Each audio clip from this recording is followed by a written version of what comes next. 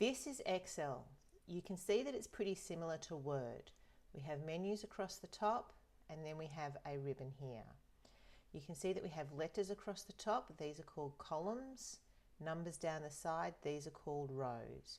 You can see here I'm in cell A1.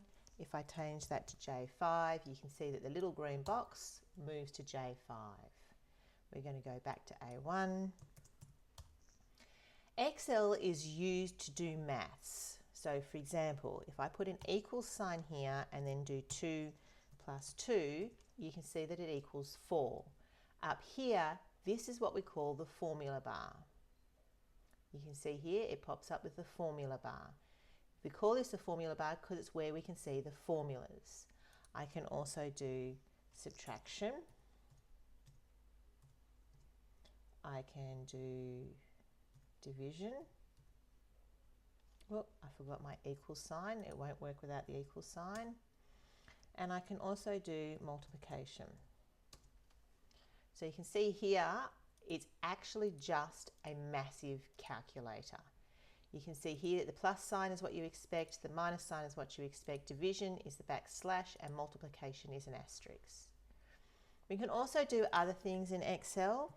I put a 1 here and a 2 there, and if I highlight both of those, move my cursor across, it becomes a plus sign, and then I click, hold, and go down, and you can see it auto-fills the numbers. I can also do that for days of the week. Again, I click and highlight both cells, move my cursor so it becomes a little black cross, and then I move that across and I've got the days of the week. So you can see here, that is what we call autofill. It automatically fills the data across. If I did it in twos, it will continue to go in twos. So we have formulas, we have numbers, and autofill, and we've got days of the week in autofill. You can also do months of the year, and so on. The other thing we can do is we can do formulas with what we call cell reference. So I'm going to go here and I'm going to press the equal sign, and I'm going to click here and do the plus, and then click here. Now you can see here in the formula bar I've got cell reference. B5 is the location of the number that I'm adding to C5, the other location. The reason why we do this is because if I change this number and make that 6, it will automatically change the total over there. So we do cell reference. We can also just automatically reference a cell itself. So I put the equal sign and I click on A1, and that one becomes Monday. I want to do that one again, and it automatically becomes Monday. So that's another way of doing cell reference. I can do borders around the cells. I highlight my data, I go to the border menu, and then I click on all borders, and it puts in borders for me. So I can do that as well. Now, if I want to add all of these together, which I can do, I come across to auto sum. You click on the down arrow and you click on sum, and it automatically adds all of those numbers together. You can see here in the formula, it's got equal sign sum B2 all the way through to B13, and you can see that the colon there tells me it's a range. I can also do average if I want, and it gives me an error because I didn't type it in properly. And then we're going to do this, and we're going to do that, and all I did was highlight that, and then it gives me the average number for that. So average, sum, and we can do all sorts of different formulas. The other thing we can do is conditional formatting. So I've highlighted some data, go across to conditional formatting, and I'm going to choose greater than, and I'm going to say if it's greater than 5, let's make it green.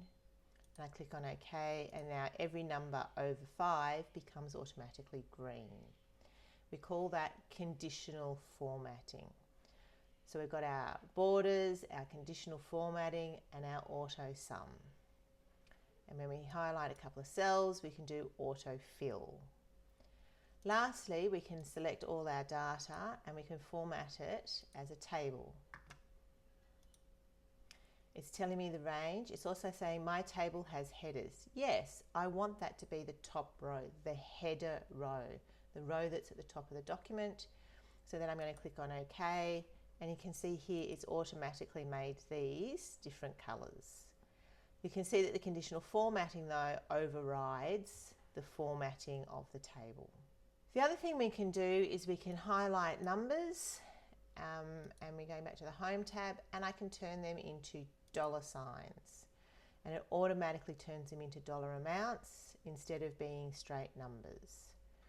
So we can also do, you can change it in different ways up here as well. Okay, and that's a different way of doing the formatting. The last thing I want to show you is the tabs. So this whole document here is called a spreadsheet. Down here is a worksheet, and this is a tab of sheet 1. If I want to create a different one, I can click on sheet 2. In order to actually rename these, I double click and I can call this number 1, and then I double click on this one and I can call this one number 2. Okay, so that's worksheets, and you can make as many as you like in what we call our spreadsheet. Okay, you can now show me all the things you need to do in your worksheet. I will show you how to do some screenshotting in class.